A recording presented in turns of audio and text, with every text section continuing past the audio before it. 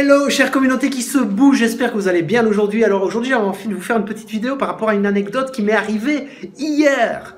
Alors vous voyez là aujourd'hui j'ai mis un col roulé, pourtant on est en plein été, on est en plein mois d'août. Et ici à Liège il fait pas super méga beau, il fait plutôt humide en fait, il fait plutôt un peu tristounet comme on dit, il y a quelques nuages, il fait gris, il y a un peu de pluie. Donc j'ai ressorti un petit col roulé pour l'occasion. Alors tout ça pour vous dire qu'hier, j'ai pris mon vélo, je suis allé en ville et j'ai été chercher du matériel pour un panneau. J'utilise quand je fais des ateliers ou des conférences un panneau sur lequel j'écris avec des marqueurs. Donc j'avais besoin de nouveaux marqueurs et j'avais besoin de nouvelles grandes feuilles pour mettre sur ce panneau. Donc je vais en ville, je gare mon vélo, je l'attache et je passe par différents endroits. J'avais plusieurs courses à faire et je sais pas si ça vous est déjà arrivé. Mais je me suis dit, il faut absolument que je vous fasse une vidéo là pour vous expliquer que, en tout cas, dans l'expérience que j'ai vécue hier en ville, il y a énormément d'odeurs. Alors, je suis tombé sur des odeurs de frites, je suis tombé sur des odeurs de laquements et de croustillons. Alors, si vous ne savez pas ce que c'est des laquements et des croustillons, ici, c'est une genre de gaufrette, un laquement, gaufrette toute plate, qui est rempli de sirop qui dégouline de partout.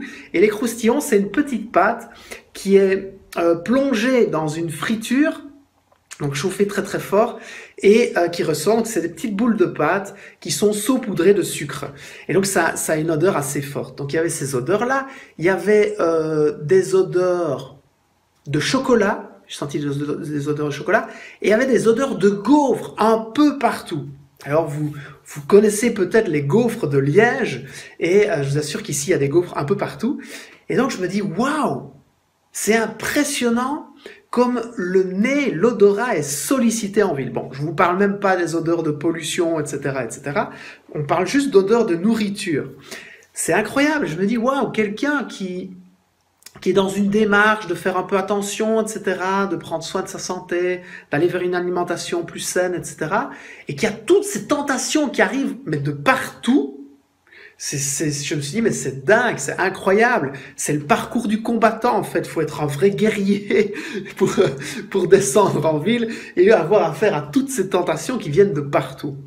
Et alors que moi, je connais ce phénomène, on appelle ça la faim du nez. En pleine conscience, si vous voulez, c'est une faim, la faim du nez qui est sollicitée par votre nez. Vous n'avez pas faim, vous vous baladez et puis vous sentez une odeur et ça vous donne faim parce que ça vous rappelle un aliment, ça vous rappelle un moment de plaisir et donc vous avez envie de vous y connecter en fait. Et les publicitaires utilisent d'ailleurs très bien ça. Il y a des publicitaires qui font des bornes d'odeur à l'entrée de leur magasin. Ah oui, d'ailleurs j'ai oublié de vous dire, j'ai aussi senti des odeurs de chic, de bonbons. Et donc, ils mettent des bornes à l'entrée de leur magasin pour attirer le client. C'est la faim du nez. Ça donne faim par l'odeur. Mais quand on réfléchit un petit peu et qu'on se pose 2 minutes, on se dit, mais est-ce que j'avais réellement faim, en fait? Avant d'arriver là, est-ce que j'avais vraiment faim? Non, j'y pensais même pas.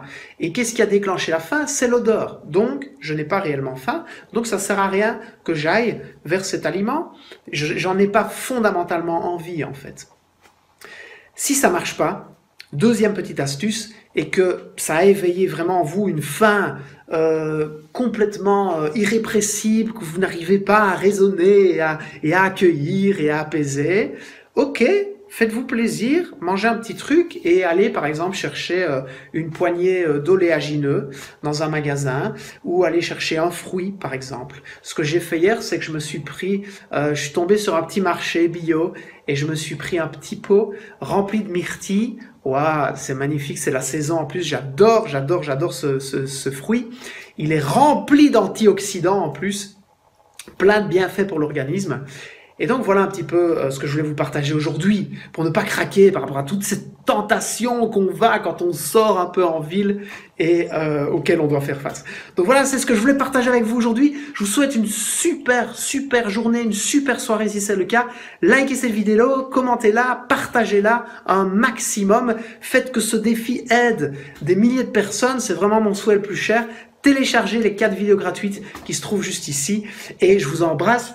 Et je vous souhaite le meilleur et on avance ensemble vers la meilleure version de vous-même. À demain!